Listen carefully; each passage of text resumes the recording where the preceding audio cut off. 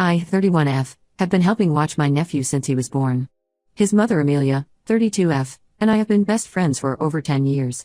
We met in college when we were assigned as roommates and instantly clicked. She helped me through some really dark times, especially when my mom passed away during our junior year. After graduation, we stayed close even when I moved back home to care for my alcoholic father. Living with my dad was a nightmare. He would drink away his disability checks and scream at me for hours about how I was just like my mom, always trying to control him. I was working 2 jobs just to keep the lights on while trying to hide his drunk driving from the neighbors. I felt trapped.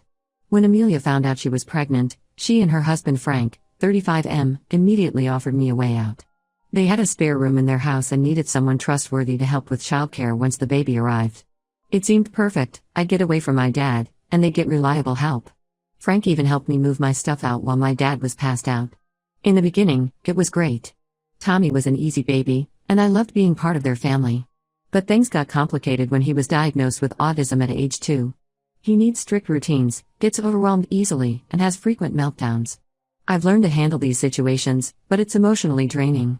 He also has severe food allergies, which means carefully monitoring everything he eats. Amelia has an autoimmune disease that makes her extremely vulnerable to infections. Our arrangement is that I handle Tommy completely if anyone is sick. Over the past 5 years, I've taken care of him through countless colds, flu episodes, and stomach bugs, often while being sick myself. There's no sick days or breaks. My current schedule is brutal. I stay at their house from Sunday night through Thursday night.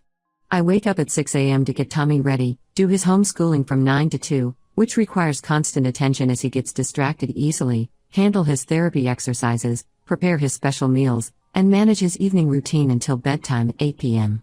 I also try to help with housework when I can. This schedule has destroyed my personal life.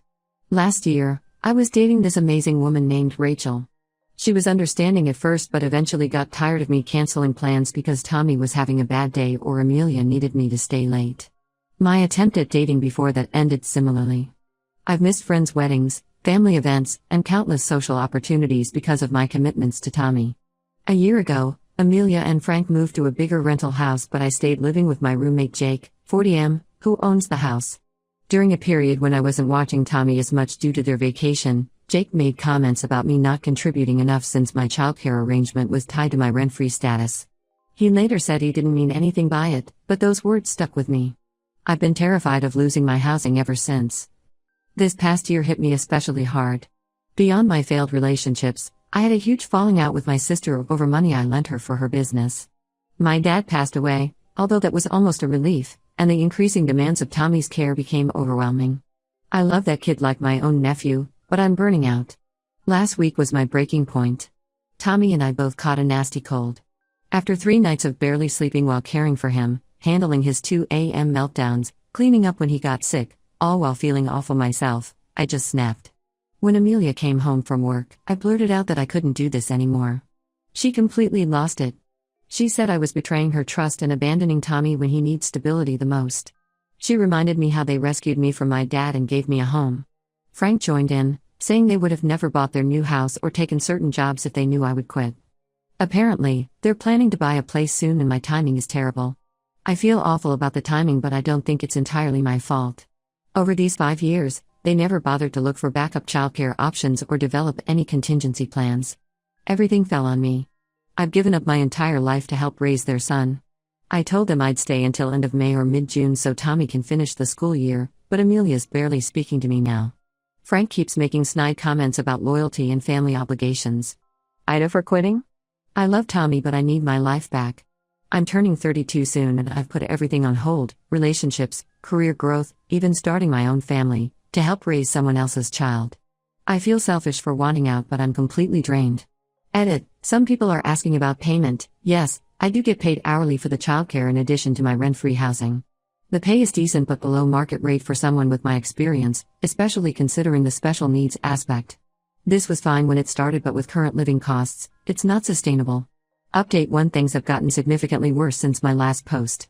After our initial confrontation about me quitting, Amelia started interviewing potential nannies but would constantly compare them to me. She texted me multiple times daily complaining that one candidate didn't understand Tommy's routines, another wasn't patient enough, and a third didn't have special needs experience.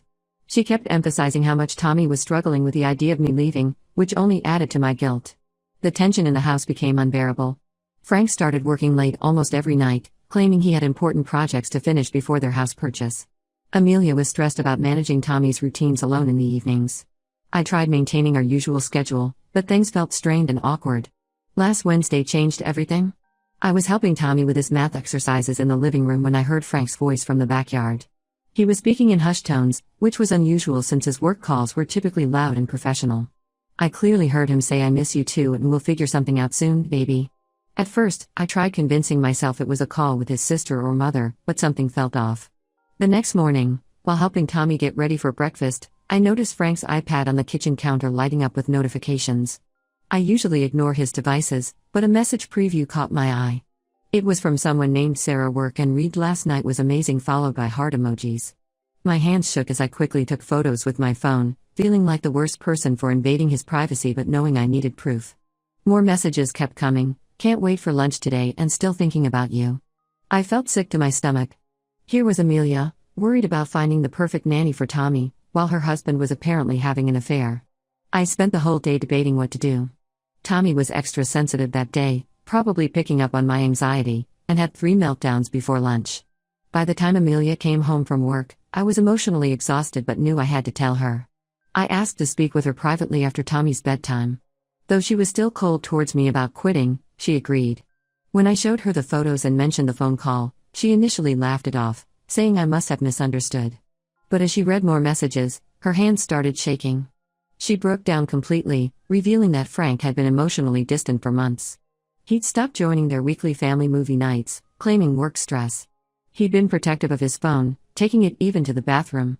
She'd noticed changes but convinced herself it was anxiety about buying a new house.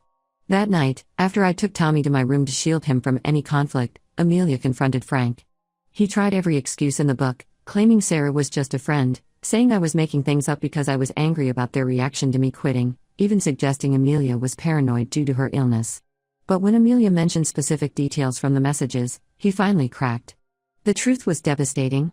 He'd been having a 6-month affair with Sarah, a 25-year-old junior associate at his firm. They'd started as lunch dates, then moved to late-night meetings, and eventually hotel encounters. He'd even used their joint account to buy her expensive gifts, disguising them as client entertainment expenses. Amelia kicked him out that night. She was surprisingly calm as she packed his essentials in a duffel bag, but I could see she was in shock. Frank has been calling and texting constantly since then, switching between begging for another chance and blaming Amelia for being too focused on Tommy's needs and neglecting him. Tommy doesn't understand why Daddy isn't coming home. He had a massive meltdown yesterday when Frank's car wasn't in the driveway after school. How do you explain adult betrayal to a special needs 5-year-old who thrives on routine? I've decided to postpone my departure until August to help them through this transition. My dating life and personal goals can wait a few more months. Right now, Amelia and Tommy need stability. The irony isn't lost on me that I discovered this while trying to leave, but maybe everything happens for a reason. Amelia says I did her a favor by showing her the truth, but I still feel terrible. If I hadn't been planning to quit, would I have paid such close attention to Frank's behavior? Sometimes doing the right thing feels awful. Edit. Thank you for all the supportive comments. To those asking, yes, I've helped Amelia document everything for her lawyer. She has copies of all the messages and bank statements showing the hotel charges and gifts. She's meeting with a divorce attorney next week. Update 2: everything escalated dramatically last week.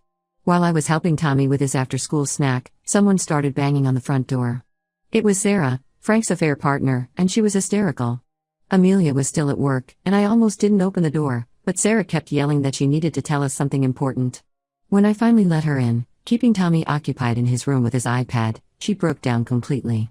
Between sobs, she revealed that Frank had been living a double life at work. He had told everyone, including her, that he was divorced and a single dad struggling to raise an autistic child.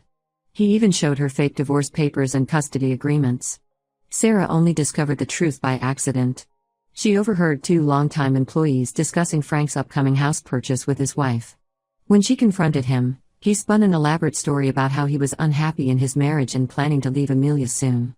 He claimed he was only staying for Tommy's sake and needed to secure the new house first to ensure stable custody arrangements. But that wasn't even the worst part. Sarah had started talking to other women at the company after discovering Frank's lies. She showed us message threads from 3 other junior employees, all in their mid-20s, all recently hired, and all pursued by Frank within their first months at the firm. His pattern was clear: he would offer to mentor them, slowly build trust, then start an inappropriate relationship. 2 of these women had ended things once they realized he was married, but had been too scared to report him due to his senior position. Sarah had screenshots of everything: the conversations where he claimed to be divorced, his promises to leave Amelia, even receipts from gifts he bought them using the joint account he shared with Amelia. When Amelia came home and saw Sarah in her kitchen, she nearly lost it. But after hearing everything and seeing the evidence, she broke down and hugged Sarah. Both women had been manipulated by the same man, believing completely different versions of him. The next day, Amelia's lawyer helped her report everything to Frank's company's HR department. They launched an immediate investigation and suspended him. Within a week, he was fired. Several other women came forward once they knew they'd be protected. Frank completely unraveled after losing his job. He started showing up at the house at random times, begging to talk to Amelia. Last night, he came by drunk at 11 p.m., pounding on doors and windows, yelling about how we'd ruined his life. Tommy woke up terrified and had a massive meltdown. It took hours to calm him down, and he couldn't go to school today because of anxiety. The neighbors called the police, and Frank was arrested for disorderly conduct. Amelia immediately filed for a temporary restraining order.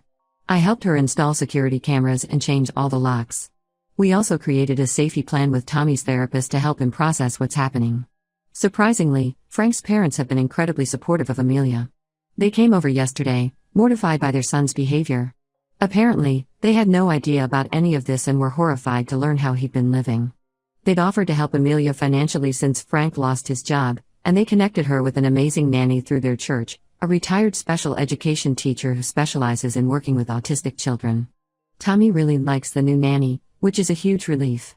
She understands his routines and has already suggested some helpful techniques for managing his anxiety. I'm still here helping with the transition, but it's such a comfort knowing Amelia will have proper support when I leave. Sometimes I feel guilty about how my decision to quit unleashed all this chaos. But then I remember that Frank's lies would have come out eventually, probably in an even more devastating way. At least now Amelia can start rebuilding her life with proper support, both legal and emotional.